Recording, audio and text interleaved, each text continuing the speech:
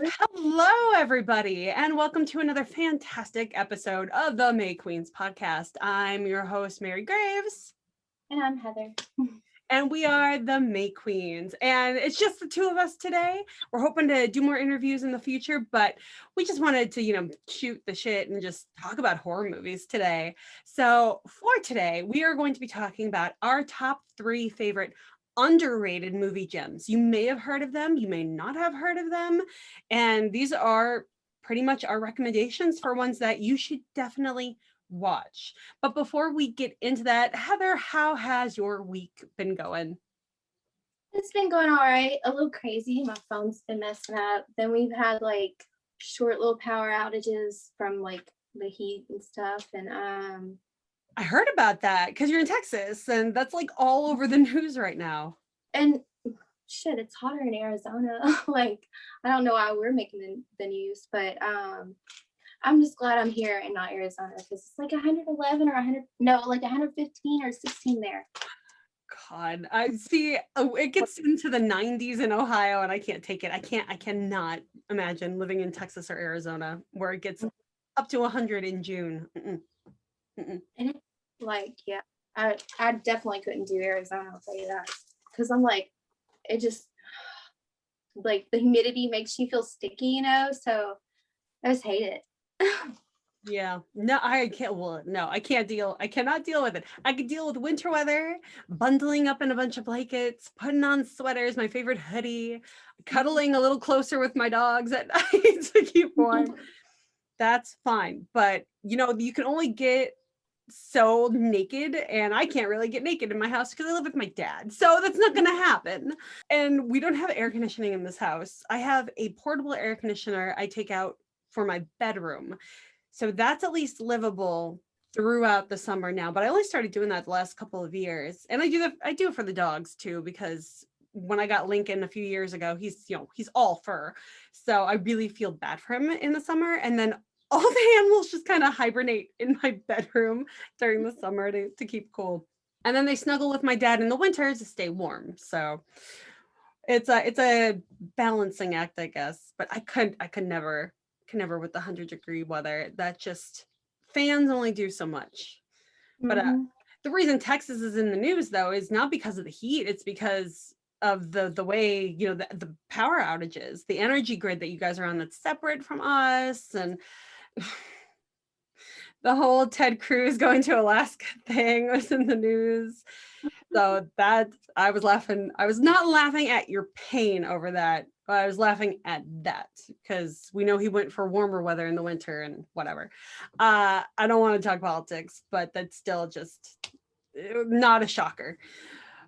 But yeah, there's the things that I don't like about Ohio when it comes to the weather. I'm so grateful. Like yesterday, I spent the day at Lake Erie again, which I'm sunburned on my shoulders from, but it was perfect. I didn't need a sweater. It didn't rain. It was just the perfect weather. So we're getting into that nice part of summer before it gets sticky. That sounds awesome though. Being on Lake Erie. Do you ever get to go to, I'm guessing Houston's nowhere near the Gulf, but do you ever take trips to the Gulf? Yeah, it's actually not too far. I was born in Galveston, so I usually go at least once a year, sometimes twice, which still isn't that much, but I love it. It's just not as pretty as other places though. Well, a body of water can be calming anyway, so it's nice to be around one. I have a friend who she lives near Ocean City, I think it's Virginia or Maryland, but she lives in Baltimore, but she travels out to Ocean City at least once, sometimes a few times a year. And she's a big ocean person. And I went to California with her last year, and I told her, I get to go to Lake Erie pretty much whenever I want because I'm 20 minutes away. And she's like, oh, it's a fake ocean. It's not the ocean. I'm like, it's a big body of water. You can't see Canada on the other side, or I believe it's Canada on the other side. It's, it's basically like a less rough version of the ocean. So at least I can swim in it better than I would be able to swim in an ocean. Of course, you should never swim in Lake Erie. Really, just don't dive your head under. You want to get pink eye. You want to get some sort of brain eating amoeba, go swimming in the Great Lakes. No, just, waist down only, please. And make sure you're wearing a bikini or something, because you don't want to be skinny dipping it in the Great Lakes, especially after a storm. It's just, no, it's gross. My week has been going as good as it could, I guess. Terror Tuesdays came out late. I was sick the last couple weeks, so trying to get projects done on time has just not been great for me. Our show, the May Queens podcast, came out it came out later did it even come out Friday? I think the video came out Friday. I accidentally post Saturday morning. I can't remember if I was able to schedule it on time, though. I literally worked through the night to get the video done, and then I just lost like all my Saturday or Friday to sleeping. But I didn't post. I didn't post anything on social media until Monday. So that's what came out late. So if you're like, what happened to last week's episode? It's out. We just didn't promote it until Monday. So it's out there. And it was an interview with Lauren. How do you pronounce his last name? Because I know there was a question about that online. Is it Lepre? Is it Lepre? Oh, I'm not even sure. Lepre. I know. I don't remember. I remember him saying it, and I was like, oh my god, never corrected me. Gosh, yeah. I'm not gonna lie, that is why I had you announce it, because I didn't know how to pronounce his last name either.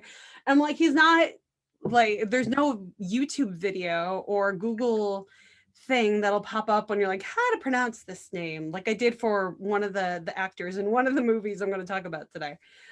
But our latest May Queens podcast was an interview with Lauren. I'm just going to say Lauren, who was the writer and director of The Dark Military. And I watched this like right before we did the interview, and I was surprised at how like good quality it was. And it's actually a really good story.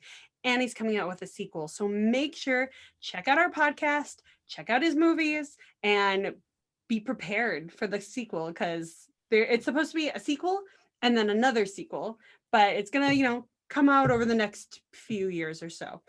And other than that, I'm trying to prepare for my next Terror Tuesdays movie. I'm not sure what that's going to be. Spoiler alert for anyone who wants to play Graves Extractions ahead of time. My next Terror Tuesdays movie was going to be Near Dark, and now I may have to wait to do that movie because apparently Near Dark is not available anywhere. But Bloody Disgusting just announced today that Studio Canal, the rumor is that Studio Canal is actually releasing Near Dark on DVD and Blu-ray again. This has not come directly from Studio Canal, so we don't know if this is true or not. But if it is, you bet your ass I'm buying that, because I have been wanting to watch this movie for years and I didn't realize it wasn't available. I will try a VPN service to see if it's available in other countries, but if that doesn't work, then I'm just going to have to wait to watch this. But I definitely want to get that hard copy. I feel like this is a very popular movie.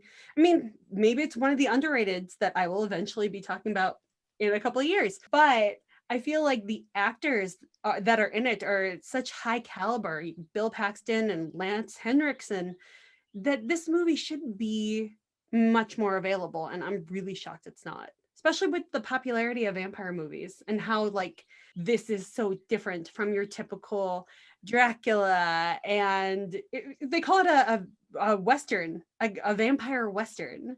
And I love that idea. So I'm really hoping that I'll get to watch it soon and that it will be a Terror Tuesdays pick. So keep your fingers crossed. All right, let's get into our top 3 underrated movies. Rewatching these for me has been so much fun. I'm so excited to get to talk about them. Heather, what is your first pick for an underrated movie favorite? I chose Hush. It came out in 2016. I know there's another Hush with Jessica Lange and I believe Gwyneth Paltrow. That's not the one. It's the one, I'm pretty sure people have heard of it. You probably have, where the lady's deaf and she can't, so she can't hear. And there's, I don't want to give, we always give it away. So, but spoiler alerts, everybody, spoiler alerts. So someone's trying to break into her house and she's deaf, and wait, she's deaf, right? Yeah, she's deaf. It's I haven't actually watched this movie though, but everybody has told me, not everybody, but a good amount of people have told me that this is a movie I have to see. It is on my list for Terror Tuesdays, but I'm not sure I've scheduled it within the next year. So my schedule keeps changing the more things come up in the media that I think I should take advantage of and participate in. So Hush might make its way onto my schedule before I assumed, but yeah, she's definite.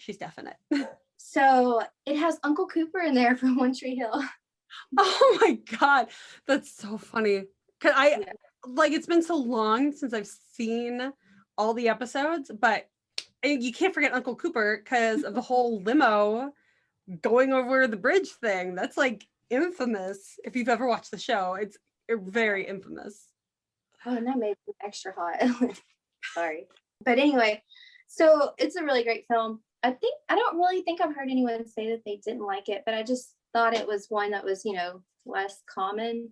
I think it's And one of Mike Flanagan's first films, right?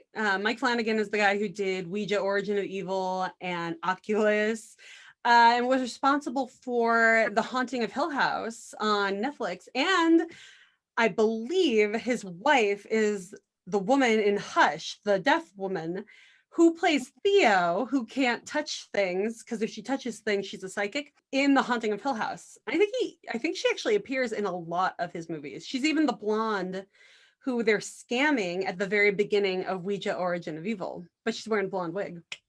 I need to rewatch that now. There's something else that I had watched last night, and it was somehow related to The Haunting of Hill House, which I still have not seen. And I was like, oh, I'm gonna remember this taking my medicine. So I was like half asleep, and I don't remember now. So that's gonna drive me crazy. But anyway. I will say this one, definitely watch The Haunting of Hill House. I haven't watched The Haunting of Bly Manor yet though. And I hear I should watch The Haunting of Bly Manor. I may do a full reaction to that entire series. So I've been holding off on watching new things, and in the back of my head, I'm like, I just want to enjoy this. I just want to watch it. But part of me really wants to capture the moment on camera too. So it's a war going on in my head. But if you watch The Haunting of Hill House, go on YouTube, find these two guys. They go under the name Cinema Rules. And in my reaction videos on YouTube, I actually tag their YouTube page in my description because they're one of the only horror reaction video people that I've been watching before I started my own reactions. Most of the reaction videos I've watched are comedy, but I wanted to see if there were horror reaction videos out there, and they were the first guys that popped up. There are these two guys out of England, super cute. One of them is actually engaged, and I'm a little sad about that, but they're super cute and super funny. And they don't just do horror, they do like some Oscar winning stuff too. They let their Patreon people pretty much choose the films every once in a while. But they do a lot of horror. In fact, they just did all of The Haunting of Hill House. So they just finished like posting all those videos. So I suggest going and watching those episodes and then watching their like half an hour thing on YouTube where you get to see them react to it. Cause it's so funny. It's so worth watching, especially since there are a good amount of jump scares in The Haunting of Hill House. I'll definitely have to check that out. All right. Well, then my first pick is going to be I want to say it's 19. Did I write it? I did not write down. That's why I pulled up the IMDb pages beforehand. Because I'm like, I know there's some notes I didn't take. The 1997 movie, The Relic, which there has been a new movie called The Relic that came out. And I'm not talking about that. I think that one's just called Relic. This is The Relic, which is a museum horror creature feature, basically, starring Penelope Ann Miller and Tom Sizemore. Tom Sizemore, his character in this movie, is so damn good because he's a very superstitious detective who's working this case where this ship mysteriously comes into harbor and the entire crew is found dead. Like their bodies are hidden in this water thing in the ship, I guess, where you can like dump things and water kind of hangs out. I don't really know anything about ships. All I know is that they opened a door in the floor and there's water and then dead bodies that look like they've been chewed up. and are missing part of their brain. And this movie ends up in this museum because Penelope Ann Miller's character is a person who is a scientist who works in the museum, and she's going over all these artifacts, relics that get picked up by this other guy who's an anthropologist. And within this world, there's this creature that comes too, and they really do a great. I really don't want to spoil anything. I know it's an old movie, but I don't want to say too much to spoil it. I will say that they take the superstition of a tribe that they are studying. I can't remember what country it is, but they're studying a tribe that has a superstition about a monster, and they mix it with the science of the plant life of that country that creates this monster. And the monster is basically let loose in this museum, and people end up dead in brutal ways. And the best part about this is that the creature is designed by Stan Winston, who is like the biggest creature feature guru that has ever been. He did Pumpkinhead, right? Was Stan Winston? That was like his first movie he directed, and like his crew helped him create the monster. But I want to double check that fact right now just to make sure that I got that right. Stan Winston. Oh, he did the special effects on Terminator 2 as well. I didn't know that. The things you learn. He also worked on Jurassic Park and Aliens, so that makes sense that he worked on Terminator 2, because you have James Cameron and Steven Spielberg for Jurassic Park, so he was basically involved in everything, which is why he has the expertise to work on this big creature for Relic. And it's got some great characters, the people who are working in the museum, the people who go to the museum gala opening, and just it's creepy and it's funny all at the same time. So I feel like this is a movie that people don't remember. I feel like the people weren't really talking about it when it came out too. I have it on VHS. So this is one of those movies that I grew up with as a kid and watched a lot. And actually, until like 5 years ago, when I rewatched it for the first time in 20 years, I thought Penelope Ann Miller was actually, the woman who was in Hannibal that played Clarice. She was in the sequel. She replaced Julianne Moore. Julianne Moore. Yeah. Julianne Moore. I know a lot of people don't like Hannibal and don't like her portrayal of Clarice. I love her. I love her as an actress. I loved her in she was in Evolution, right? I think so. I don't want to say for sure. That's a movie I need to rewatch. People hate on that movie too. Like, I don't think people hated it when it came out, but I see all this stuff online. Like when people talk about it, they're like, "Oh, the movie's garbage. Oh, the movie sucks." I'm like, granted, I was a kid when that movie came out, but I loved that movie. I thought it was one of the funniest things I had ever watched. It had what's his name? Mike Orlando something. Go look him up as well. No, the guy who used to be the 7-Up guy for a while. Orlando Jones. He was on Mad TV, and then he went on to be the 7-Up guy. He was on it.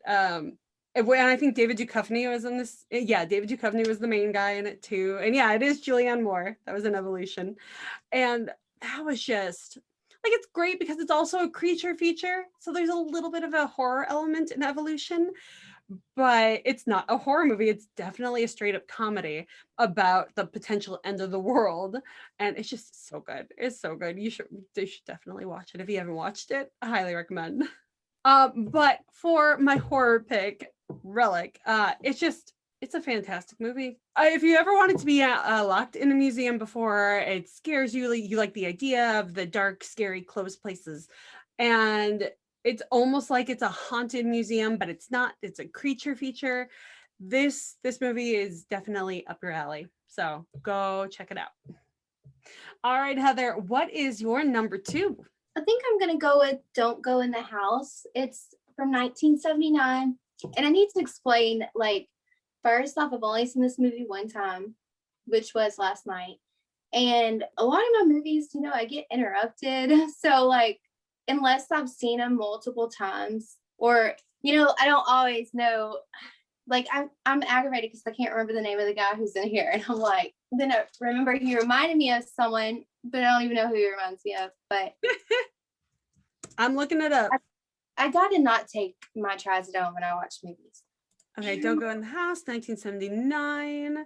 It is Dan Grimaldi. Okay, there's someone that he reminds me of, and I can't remember. He had like the longer brown hair in the movie, and not like long, but I'm trying to find a picture of a dude with the long hair. Sometimes that helps. That's what I like about IMDb. This is where I do all my research, is IMDb. I know a lot of people like Letterboxd and stuff for like reviews and posting their own movie reviews. I'm an IMDb girl. They're like one of the first websites, and I cannot believe like how big they got. I feel like you could do this with a lot of other topics, and I don't see people doing that. God, 1979. I love 1970s movies too. I'm looking through these images and it just looks insane. What's it about? Don't Go in the House. Okay, so it came out around the time of Don't Go Near the Park and Don't Answer the Phone. No, Don't Go in the Woods, Don't Answer the Phone. Wait, maybe not the same year as Don't Go in the Woods. I'm gonna shut up. But okay, so it's this guy. In the beginning, it kind of starts off, it kind of has a little tiny bit of Norman Bates vibes to it. So it starts out with this guy, and they're at work, and he throws an aerosol can into the incinerator or something. I don't remember what it was. I think that's what it was.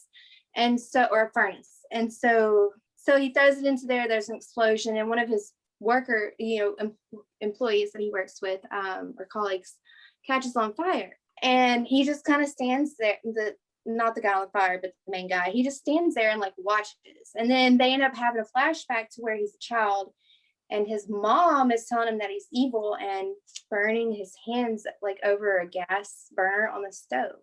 And has issues with fire. And she dies, and he's taken over the house, and there are these voices in the house who have been speaking to her, apparently telling her that her son was evil and so is evil, and to punish them for it. So now he is stuck with the voices. His mom's still there, completely kind of ripped off the whole Norma part, because she's just like chilling in a chair. And then he has other bodies from women he's murdered who are corpses in there, kind of like a little tourist trappy kind of too. And he talks to them, and so it's like showing him go through some of his like murders, and showing him like dealing with the voices and everything, and how he's trying to cope with the fact that a house is talking to him and telling him to kill. And then he goes through a whole thing, kind of like in the Golden Glove, where he's trying to do better. He goes and sees a priest, or he calls him father. So he goes and sees this guy, and he's like trying to get better, and he's doesn't get better. So he goes on a date with one of his great friends. They meet some girls, and then there's an incident with the girl in another fire, and it was an accident that time. He was not meaning to do it. It was just the trauma kind of like kicked in, and he had like a kind of like a flashback, and just saw his mom seeing him like burning his hands, and felt like he was going to be attacked or something, and so reacted. And then it shows the spring trying to get the father to go help the guy in trouble, and it's just it's pretty crazy. I can't believe I've never seen it before or watched it. I don't think I've ever heard it either. I don't think I've ever heard it, so I've definitely added it to my list. Mm-hmm. It's one that I will get on DVD, not or Blu-ray. Like, I'm sure someone will be like, oh my god, it's trash, but no, I like it. Screw those people. Yeah. I just did a write-up. It'll appear on Horror Junkie 10/31/78's page. I always need to think through the date when Halloween came out. 10/31/78. He's doing that come together over horror thing again for this season, and I decided to pick a movie that I know a lot of people don't like, but I watch all the time. I just have it on in the background sometimes. And I chose Prometheus, which is a movie people just, you know, you're an alien enthusiast and an alien purist with that whole franchise.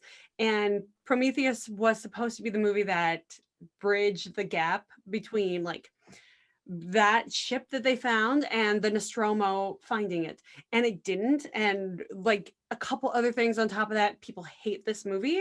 Like, fuck them, I love this movie. And so I talk all about that in my little write-up, so look out for that. I don't know when it's coming out. I just sent him my write-up today, but look for that when it comes out.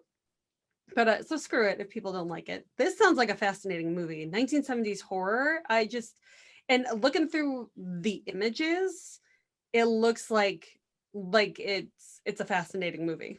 It kind of had like a, it wasn't pieces, you know, it wasn't like a storyline like Pieces, but for some reason I just had that kind of feeling to it. But to me, it was more interesting. I'm kind of like, I kind of get a little bored with Pieces. I know that's one that everybody loves. I like it. I just, you know, has a little slowness to it for myself. But I need to figure out, I need to look at the guy again on IMDb so I can text you after and let you know who it was. Because right now I'm wanting to say Eli Roth, but I don't think that was who he reminded me of. I think there was just something else to do with Eli Roth that I thought about while I watched movies, and I just forget. So, but anyway, I think you'll like it. Well, if it's the guy I think I saw, I'm not sure if the only photo I could see with a guy with kind of feathery hair, almost long. He looks to me a little bit like a mix between David Cronenberg and the main guy from Scanners, who you know loses in the end. Spoiler alert. But he kind of has that face to him, almost like, I got a side profile, but it looks like he might have kind of bigger, wider eyes too, along with the hair. But I'm not sure that's the guy, but that's like the best photo I could find of that guy on IMDb. I don't think there's a lot of well-known actors in that movie too, which is a shame. Like when a movie starts becoming popular or people today start discovering old 1970s movies and the actors that should be huge because those movies are really good and they start having a cult following, they go back into like regular 9 to 5 jobs, or they do something else, or they died before it became famous, you know? It's just, that's sad.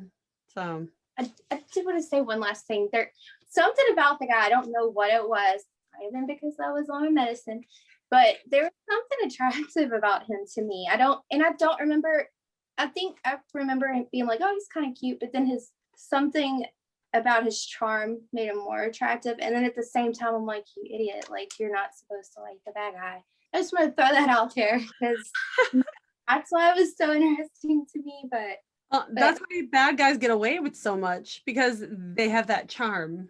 Some of them. Yep. But yeah, check it out. Okay. All right. My number 2 pick is the 1992. Not all my movies are from the 1990s. One of them is right on the cusp of the 1990s, but this next one is from 1992, and it is a vampire movie that I'm surprised is not more of a classic. Innocent Blood. Have you seen this movie? I don't think I've seen that. Right. I have this on DVD, but it is available on Stars. So I rewatched it on Stars. And it is a mob meets vampires movie.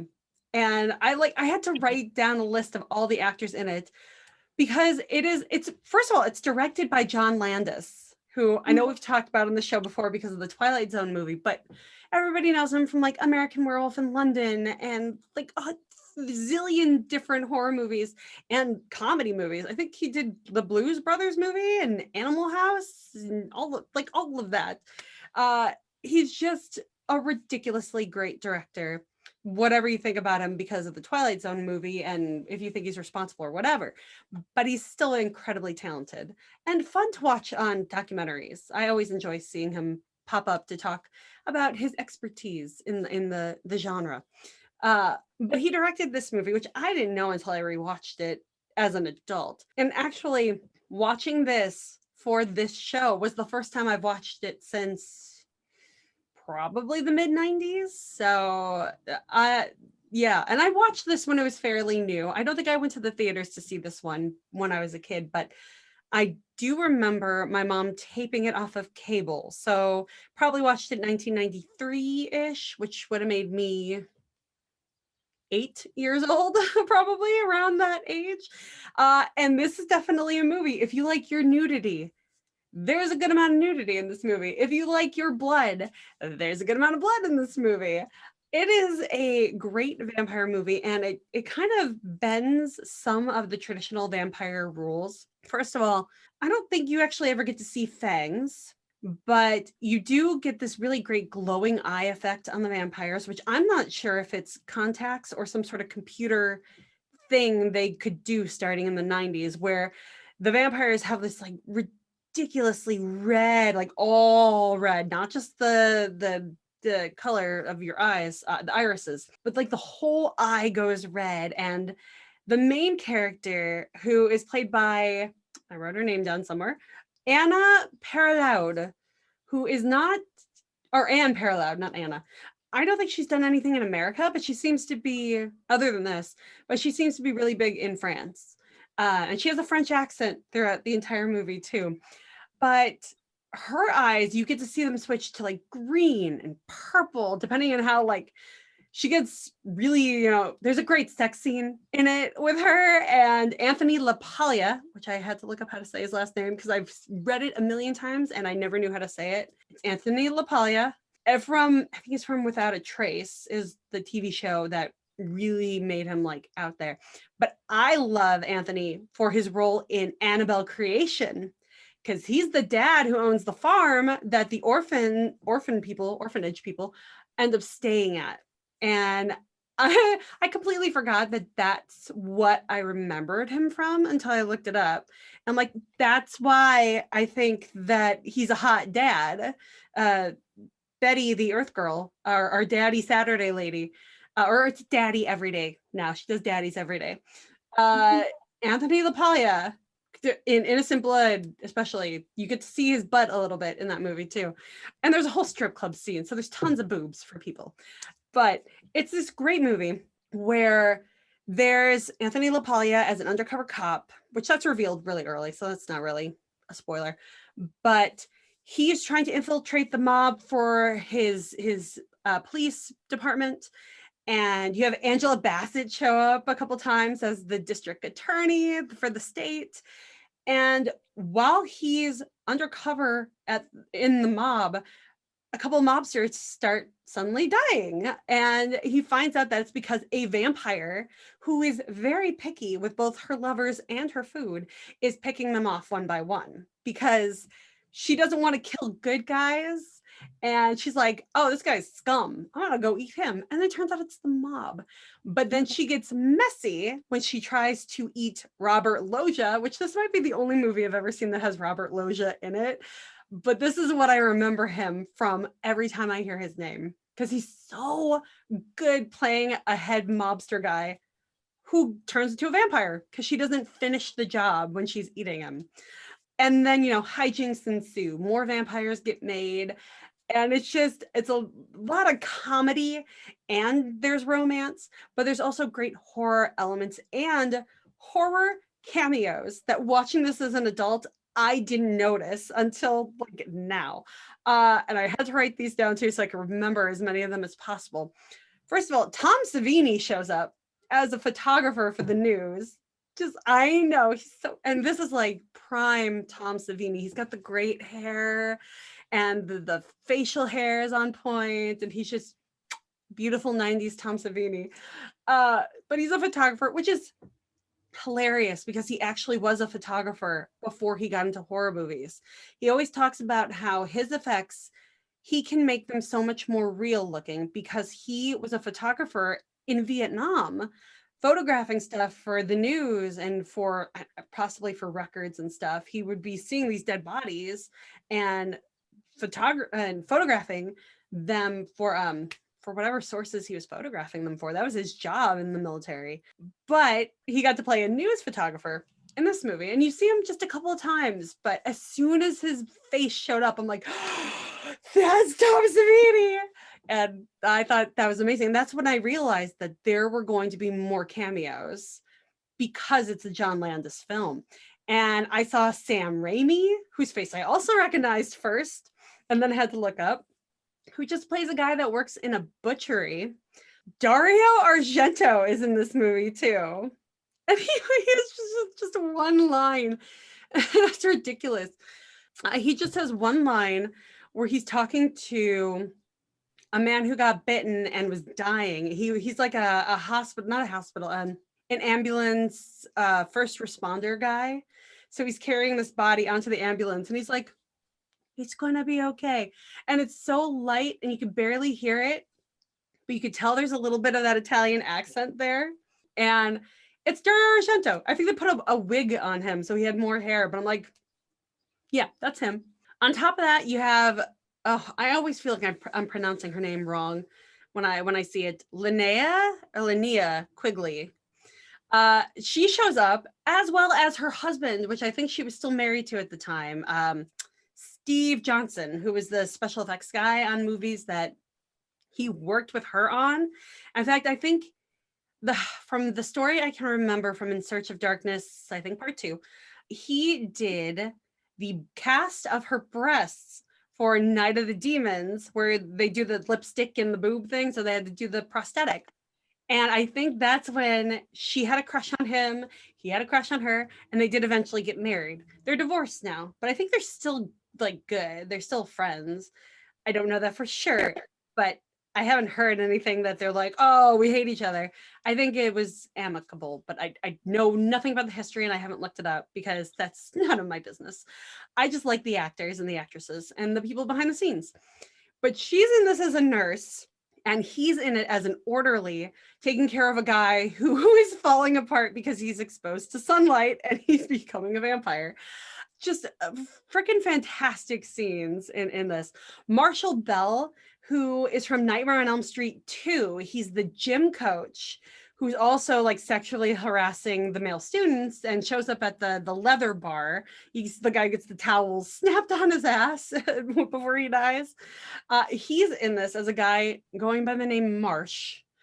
Kim Coates, who I know he's not like a huge horror movie guy, but he was in one of the Resident Evils, and he was a giant jackass. It was the one where they were they landed the plane on the roof of like an apartment building, and there were people stuck inside the building.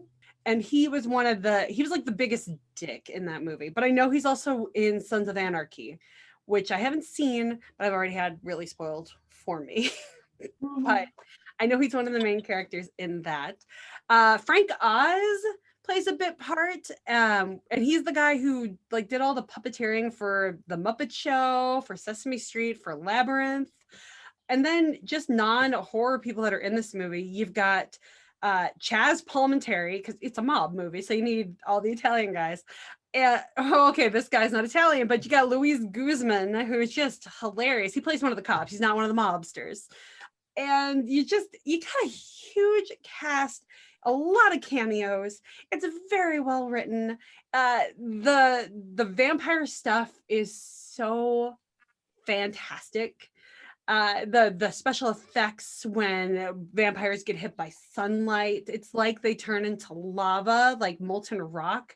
Their skin, when it starts cracking and falling apart, it's like you could feel the dryness in their skin. It's so crazy.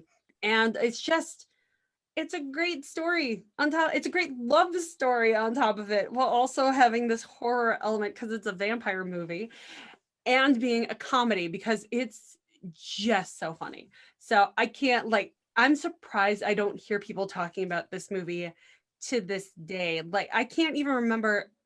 That's what I wanted to do. I wanted to do this before we did the show, and I completely forgot. I want to go back and watch Eli Roth's History of Horror episode on vampires. He does a whole hour episode about vampires. I don't remember him using any clips from this movie, but I could be wrong. He might have used one clip from this movie of the main vampire lady biting someone. And I couldn't remember, but nobody talked about it. And I mean, 1992. Is that the year that Bram Stoker's Dracula came out? Because it could have been overshadowed by that. I think it might have. I think it might have been. I'm gonna look that up. Let's see. Bram Stoker's Dracula. Yes, 1992. That is why nobody talks about this movie, because obviously that's the superior vampire movie. It's so classic. It's got super romance on scale. It's got super horror. So for horror movie fans, that's the one you're going to talk about. The thing where Innocent Blood beats Dracula with is the comedy, because it's a horror comedy while Dracula is a horror romance. It has the tiniest bit of comedy in it because of Anthony Hopkins as I can't think of names. Anthony Hopkins as the guy who is hunting Dracula. Helsing, Van Helsing. Because you got Anthony Hopkins as Van Helsing, and the way he delivers some of his lines is so funny. Like the whole, you have to cut off her head and shove a stake in her heart. Like just the delivery, the bluntness of some of the brutality he talks about is so funny. That there is a little bit of comedy there because of him and because of those lines. But in essence, it's a romance horror that leans heavily on both. And Innocent Blood, coming out the same year, is not heavy in the horror. It's heavier in the comedy. And it just has a lot of these horror elements in it. So that is why. Now I know. We solved the mystery. We solved the mystery as to why this movie, this fantastic movie, again available on Stars, go watch it, is not talked about as much. It's because it just completely got overshadowed. So let's bring it back to the light. All right, Heather, what is your number 3? Well, I did like a two-way tie because the movies they have a setting in a, okay, so they're both set in an asylum. Oh, nice. So, okay. And then they both have characters from CSI and CSI Miami. So I thought that was weird because they were two that were on my list. I'm like, well, how do I pick between the two? And then I was like, oh my gosh, they both have a dude from CSI, so that's weird. But I'll start with Session 9. I thought I had not seen that one before. I was thinking that was a different movie, and I have. And it has David Caruso, Josh Lucas. But anyway, so they're like working to clean out the asbestos or the mold out of an asylum, so that they like had a longer time to do the job, but then they bet somebody like a week that they could do it for a higher price. They could do it. And so they're like really rushing to do it. And then as they're cleaning it, they're like having all these weird experiences, supernatural, paranormal, whatever you want to call it. And one of the guys finds, I believe it was Josh Lucas's character, and he does not at all look like Josh Lucas because he has like a mustache, but he's so hot. But, so they're like, he's like listening to the tapes, some of the tapes, that were left behind. And then we've got one of the guys' nephews who is like new to the group, and he's helping like clean and stuff. Well, he's afraid of the dark. So, that doesn't go very well for him. David Caruso's the lead. Josh Lucas like stole his wife. So there's a little bit of tension there. And it's just showing that. And then one of the other leads, the one whose name I can't remember, and he's in a lot of stuff. He has a wife and a child. And you see him like sitting outside his house at one point, like looking in. And at first I thought, oh, well, they must be separated and he's just admiring from afar. And then I noticed, well, they are married and he's just to go in, and his wife catches him. So you've got like a lot of tension throughout the whole thing, but it's really good. I don't want to say what with it. So, you're just watching as they're trying to clean out this asylum and get, I think it was $10,000 extra, and you're just seeing how it doesn't go that way. And it's good. But I like, so the other one I have, I like a little bit better. It's called Asylum Blackout. It's also known as The Incident. And it's from, the other one's 2001, I think. And then this one's from 2011. And Richard Brake, he has like a small role of like one of the asylum patients. Like when I first watched it, I was thinking they were working in a prison, and they were like the main people were like the cafeteria people who fed them and everything, and I think helped administer the medicine. But rewatching it, I believe it was an asylum, which makes sense considering the title has asylum in it. But so Richard Brake, he plays one of the patients, and it's like the people who work in the cafeteria, they're like, they have a band, they're like these rock kind of guys, you know, and they're working and they're like seeing how like this one guy's kind of an asshole. Richard Brake's a complete nut job, of course, and he does a very good job. And you know, it's just showing a little bit of their patience before they had the blackout, and then pretty much everyone leaves and goes to tend to other stuff and other places, and they just leave the band guys who are feeding people there to defend themselves against the asylum patients. And you know, so you're watching, you know, as one gets killed off, and then the ending's kind of throws you for a little twist, but I don't want to say and give it away. But I really like it. It was, to me, it was much scarier than the Session 9. The Session 9 was just kind of like a little creepy, you know. Asylum Blackout just felt more suspenseful and kind of like a little more exciting, and kind of like, I don't know. It was just, to me, it was a better watch with more replayability. But it's funny. I'm looking up the director for Asylum Blackout because this feels like with Richard Brake is his name, right? I know him. Well, I know him from a few movies, but I always think about him in 31, which is a Rob Zombie movie. And this sounds like a Rob Zombie movie, but it's some guy named Alexandra Alexandre Courts, however that's pronounced, or Cortez.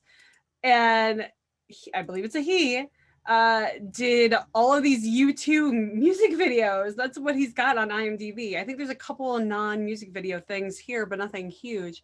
And I'm thinking back to Ryan Kruger, who did a bunch of music videos and got into horror movie making. But this sounds fascinating. I like the concept. It's almost like the beginning of A Nightmare on Elm Street, where Freddy Krueger is the bastard son of 1,000 maniacs. So it's just more murder and less rape, I guess. mm-hmm. I feel like every time you recommend a movie, it's like something I just got to add to my list. So I'm adding it to the list. Hush is already on my list, so I know I need to watch that one. I just haven't yet, but I've got two great ones that I need. Well, three great ones, because I haven't watched Session 9 yet. I've heard of Session 9. It pops up on Netflix recommendations all the time for me. I believe it's still on Netflix. I don't watch Netflix that much. I have it. It's free now through my T-Mobile, but I don't watch it that often unless there's something I really, really, really need to watch, or one of their series has a new season. Stranger Things season 4. Come on, guys. When the hell is that coming out? I've watched the preview like a year ago, but other than that, I don't really watch Netflix that much. But I know Session 9 was on there for a long time, and I've heard from a few people great things about it, but yeah, it's not one that a lot of people talk about either. I think I might have seen it on some countdown lists, but that's like it. So I'll have to check that out. When I rewatched them, I watched both on, well, okay, when I rewatched them, I started watching Session 9 on Amazon Prime, and then I went to New Orleans and forgot to finish it before my rental was up. So then I watched YouTube, and then the Silent Blackout, or the incident, that was also on YouTube. Okay, great. Yeah. Oh yeah, and I checked on YouTube for Near Dark and I couldn't find it there either. So sad. But good to know. Good to know that's it. Well, are you saying that you rented it from YouTube, or somebody uploaded it from YouTube, or on YouTube? Someone had uploaded it to YouTube.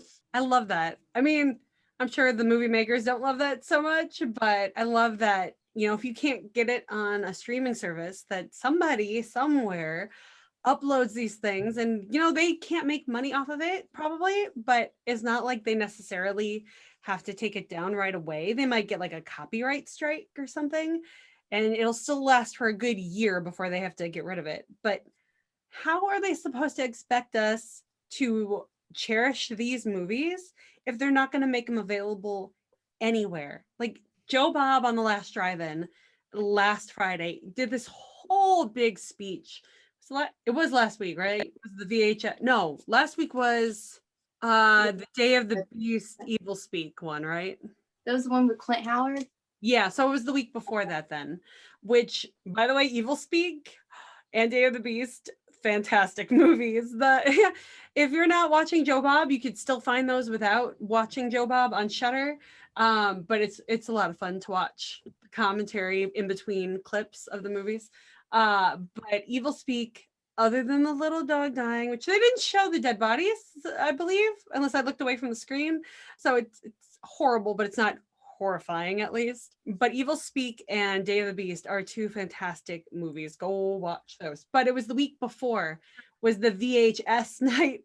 Oh my god, with Things and Sledgehammer, which I don't understand how there's a sequel to Sledgehammer, but apparently there is.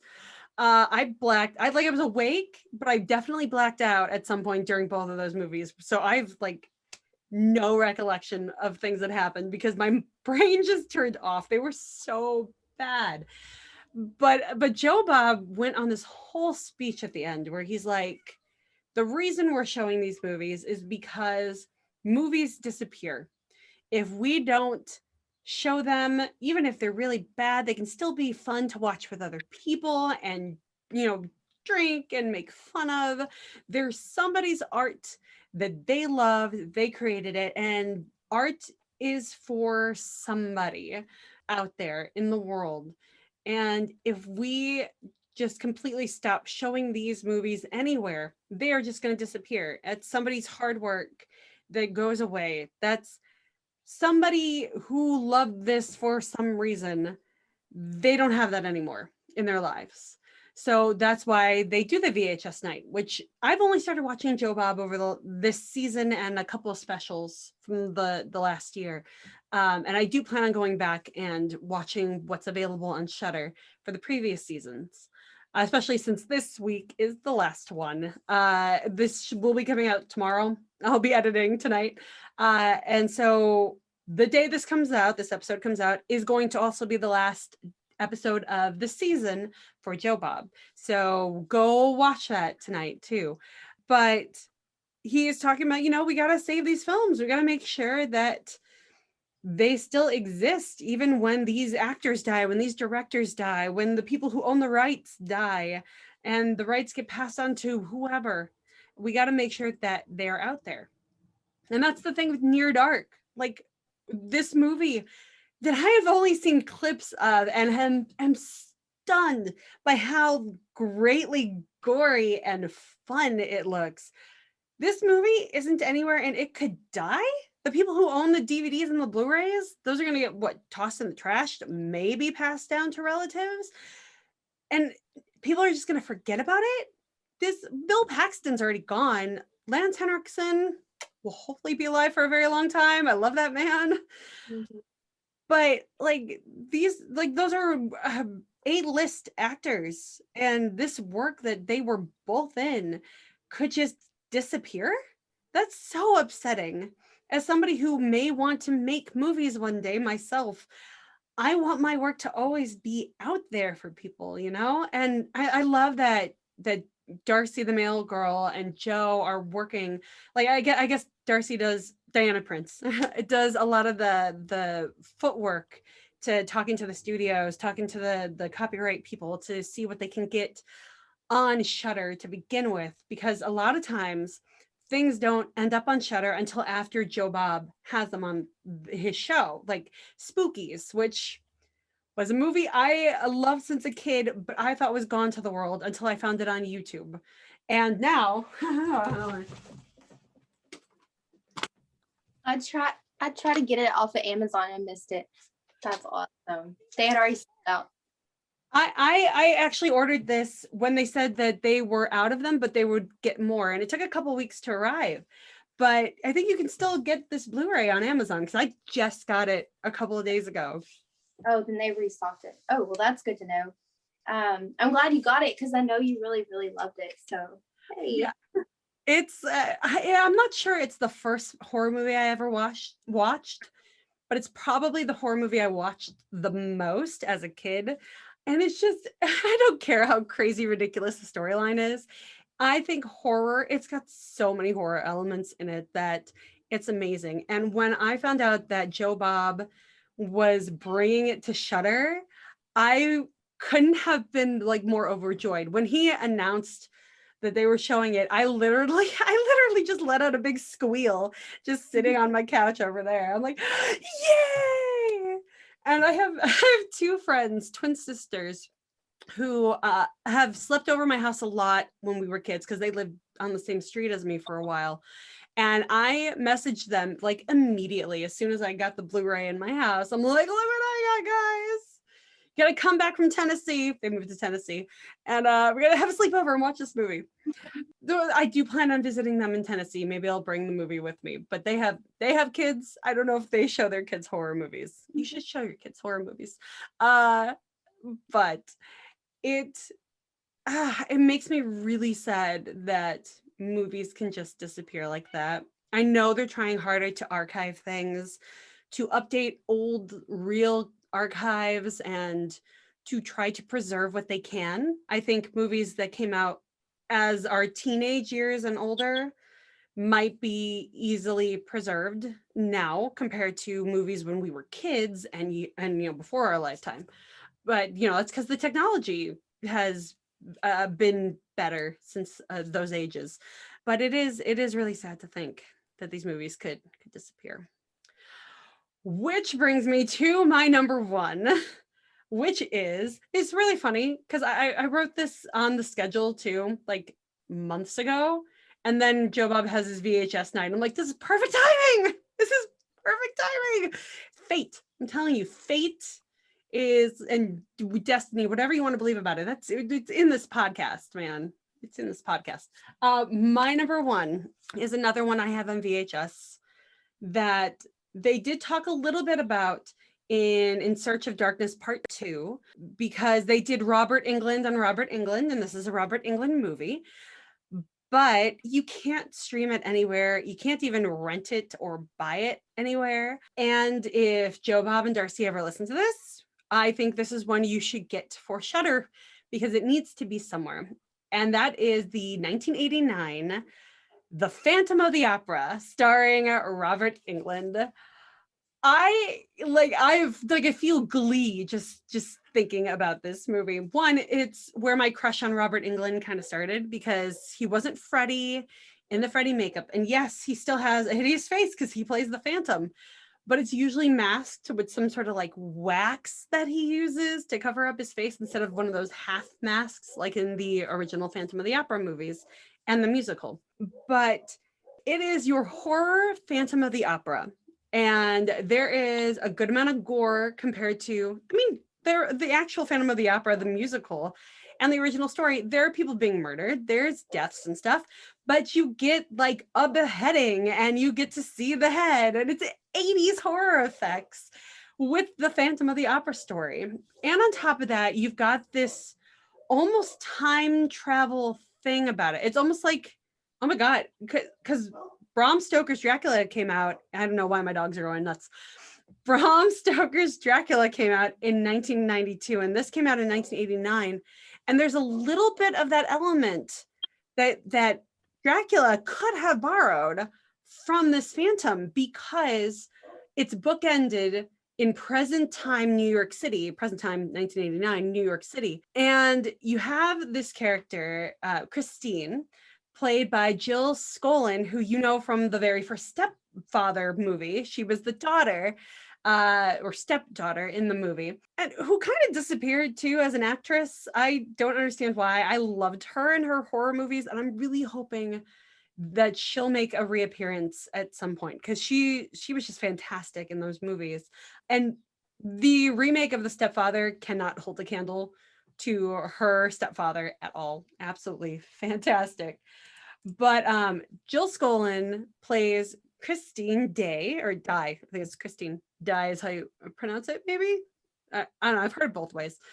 But she plays this character in both present day New York City, and then she gets into an accident on stage while auditioning for this play, Don Juan Triumphant, which has been made by, I think Eric Kessler is the Phantom's real name in this movie, played by Robert Englund. She finds the orchestration in some old archived dusty area of the library, and she's like, this is what I want to use for my audition. And Robert Englund is also in this present day New York, but he's going by Eric Kessler. He's supposedly not the Phantom. And when she has like one of those sandbags fall on her during the audition, causing an accident, she's transported into the past, into like the Victorian era. I think it's Paris or England. It's somewhere fancy where they have a great opera. And she is a standby for the lead in this opera. But she remembers everything about being this person. And eventually she comes back to New York City after, defeating the Phantom. And then there's an ending I don't want to give away. But it's such a well-crafted story. And from what Robert Englund says in Search of Darkness, the Manhattan thing and the past thing were supposed to be two separate movies. It was going to be The Phantom of Manhattan was going to be the sequel, but it never got off the ground. So they kind of just combined both of them to bookend them. But Robert Englund, he's almost Freddy without being Freddy. There's a charm to him. He's like seducing prostitutes, and he's got all this gold, and he's just a badass fighting pickpockets in the street, which again, the horror and the gore shows up there. You almost root for his character. And it's just, I mean, I guess that's the way the Phantom's always been, though. You almost root for the Phantom every time you watch it because his story is so sad. In every version of the Phantom you could watch, although I've never seen the original, black and white, and that is on my list for Terror Tuesdays at some point. But the story is the same. The guy had a horrible childhood, horrible growing up, completely deformed, blah, blah, blah. This one has more of a Faustian devil element to it too, which I loved, and I thought, oh, that's brilliant. I think at one point they're actually doing Faust on stage at the opera, which makes him think about what he's been through.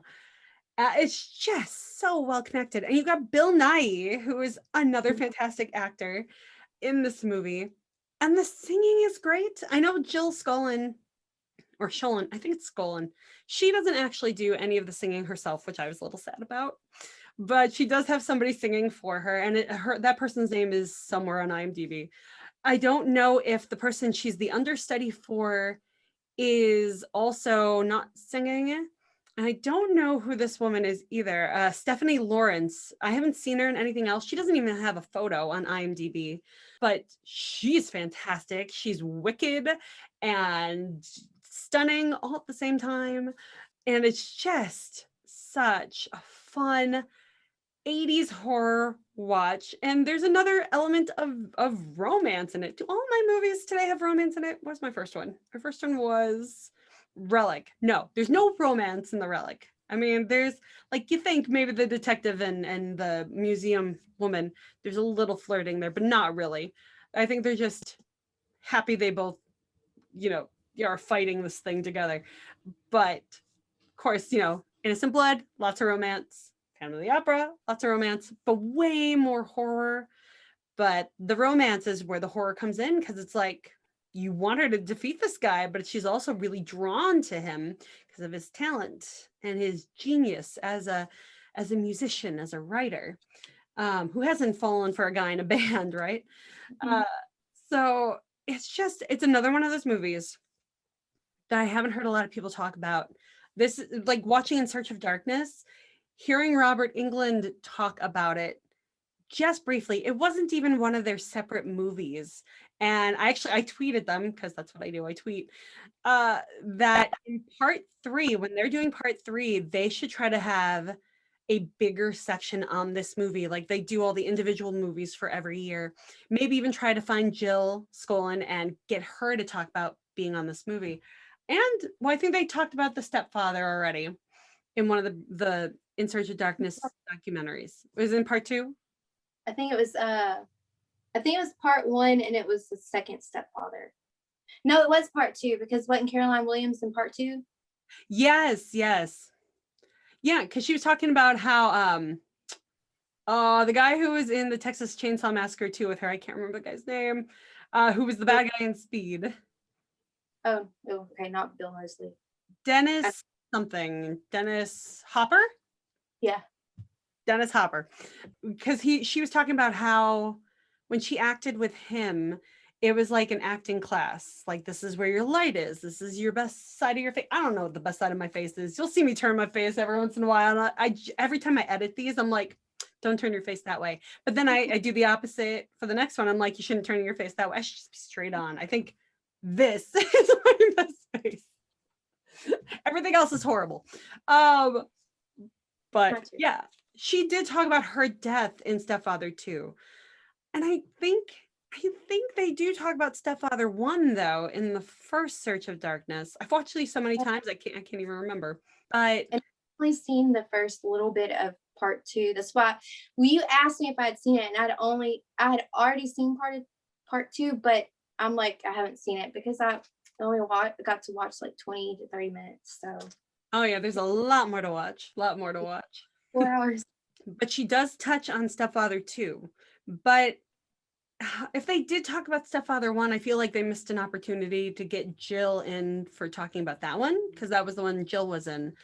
So if they could find her and bring her back to talk about Phantom of the Opera, that would be a huge get for them. So I suggested that to them on Twitter. I'm like, you got to talk more about this movie. This movie is a classic. Oh my God. There was this show on growing up here in Cleveland called Big Chuck and Little John, where it was literally this tall guy named Chuck. I can't remember his full name. And this little guy, little person. That's the appropriate term. He's short. Named Little John, before there was a rapper named Lil Jon out there. And he actually was, I think his name is John Grimaldi or Grimbaldi, something like that. He owns a jewelry store in town in Cleveland, but he was famous because he was a horror host with Big Chuck. And actually, I think it was Big Chuck and Houlihan for a while, but Houlihan possibly died. And that's when Little John came. But Houlihan was before my time. And they were movie hosts. And they did like a bunch of different movies. Like I watched Grease for the first time because of their show. But they also did horror movies every once in a while. And at least once a year, they would show The Phantom of the Opera from 1989. So this movie was a regular staple in my life. And I think sometime when I was a teenager, my mom found the VHS tape and bought that. And so that's what I have, is just the VHS tape. But this is another one you cannot find anywhere. Maybe internationally. I'll look for it on a VPN, but you can't rent it. Nobody posted it to YouTube. It's just another one of these great movies with a great actor and a great cast that could just die and just go away. And that's the true horror film right there, is the movies disappearing and dying. So hopefully this will be something that can be found. You know, I'm gonna bring it up to Joe, Bob, and Darcy on Twitter, and I'll be like, hey, don't forget about this movie. See if you can get it on Shudder. And then get Robert Englund on, do an interview. So let's hope. Have you seen this version of the Phantom of the Opera? I think I have, but it's been so long, and I did not realize that it was Robert Englund. The last time I watched Phantom of the Opera, I think it was the 90s version or early 2000s. It was with Emmy Ross, and she was only 17, and it had Gerard Butler playing as the Phantom. I want to say in the late 90s. I think that I did watch that version, the 89 version, but it might have been the original, but I don't think it was the original. But I have to rewatch because I don't remember any of it. I think I was in high school with the one with Gerard Butler came out. So that was probably early 2000s. I do remember that one being a huge deal. And yes, I do have that on DVD. Gerard Butler, the hottest guy to ever play Phantom of the Opera ever.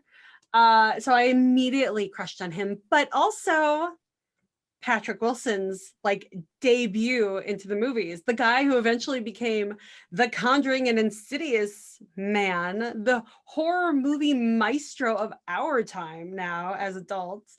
Like he got to start singing and I'm pretty sure they all sang their own parts. So he actually, and we know he can sing. He sings Elvis on The Conjuring. He played Raoul, which I still think should be pronounced Raoul. I hate that they call him Raoul. It's spelled, I think, Raul, so that always bugged me. But he has a fantastic voice too. And yeah, Phantom of the Opera is basically a horror story with a lot of romance in it, especially the musical version. And yeah, that's a great movie. That I'm pretty sure you could easily find places, but I saw that one like 3 or 4 times in the movie theaters too. But I was working at the movie theaters at the time and I could get it for free. Mhm. But it was a great watch too. But the 1989 version, yeah, Robert Englund, fantastic. Phantom, super scary. A little bit of romance in there. The role of Raoul that's in that movie is not as well developed, really.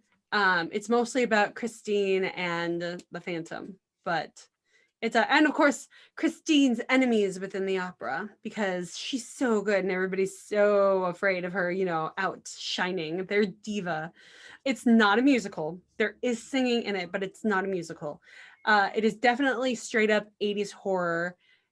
It should be a classic. So that's about it.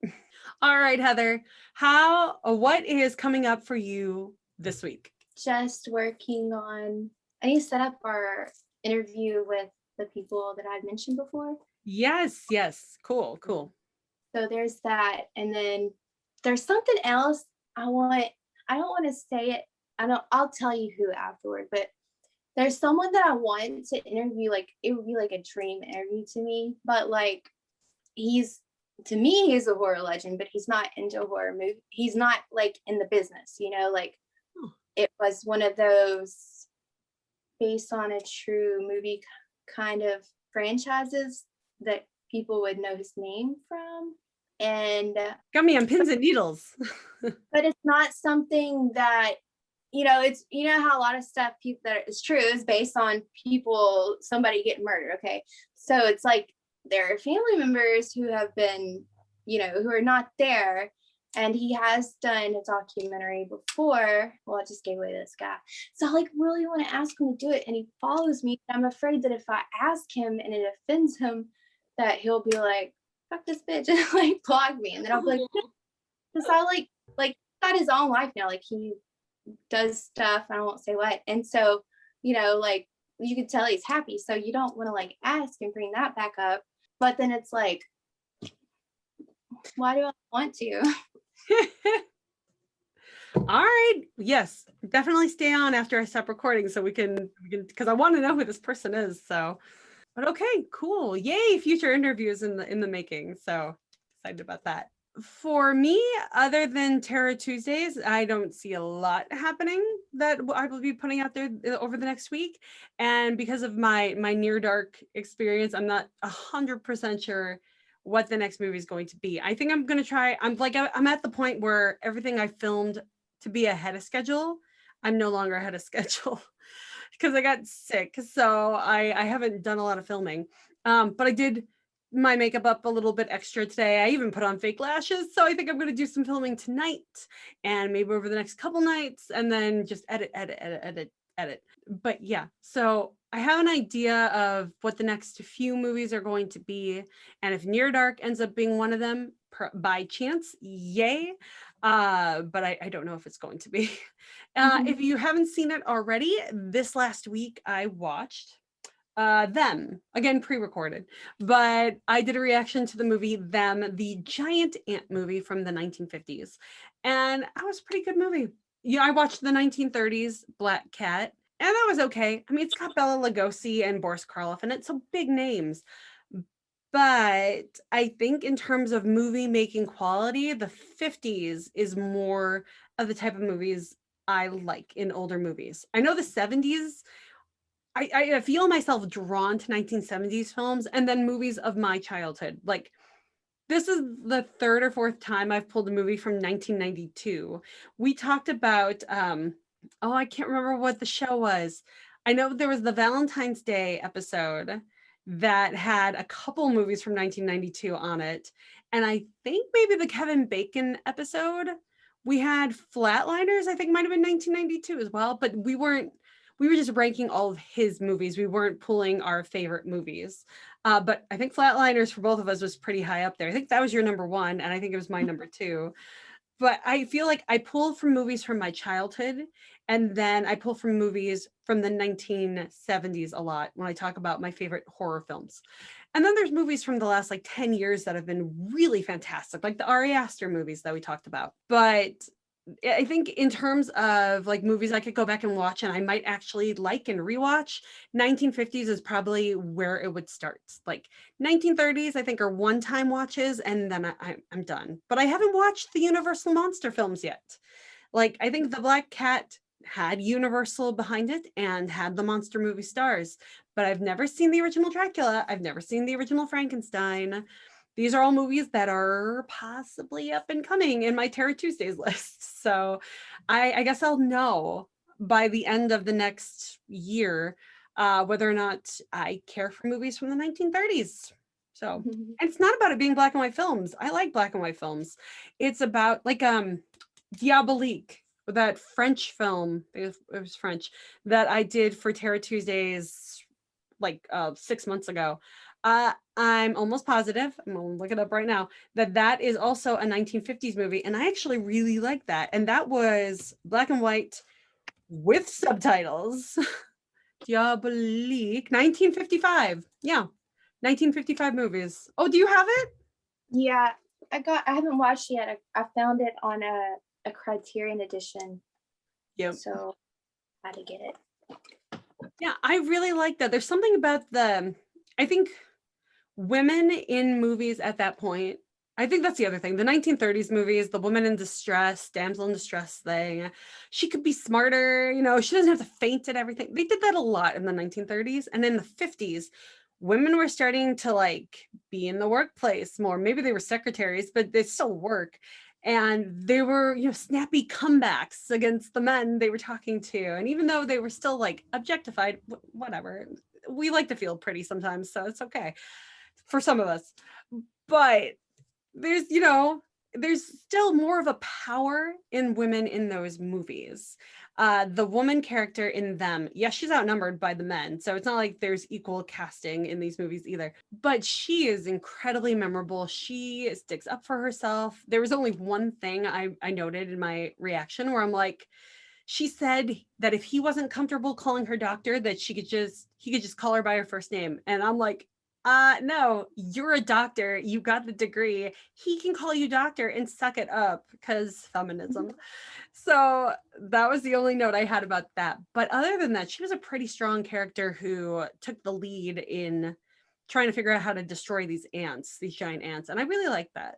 So that was my latest Terror Tuesdays. Feel free to go watch that. It's on YouTube and on my IGTV page. So I watched your reference for it. It was really good. Thank you. But yeah, so watch that and enjoy. And I guess that's it for now. The end of another fantastic Terror Tuesdays episode. So please save the movies and come back and find us, Mary Graves CLE, Heather _loves _horror, and Heather Beck MY1. MYE1. MYE1. Okay, I wasn't sure if the E was in there. On Twitter. Mary Grace Sealy on Instagram, Twitter, and everything. And that is it. We will see you later. Bye, Heather. Bye.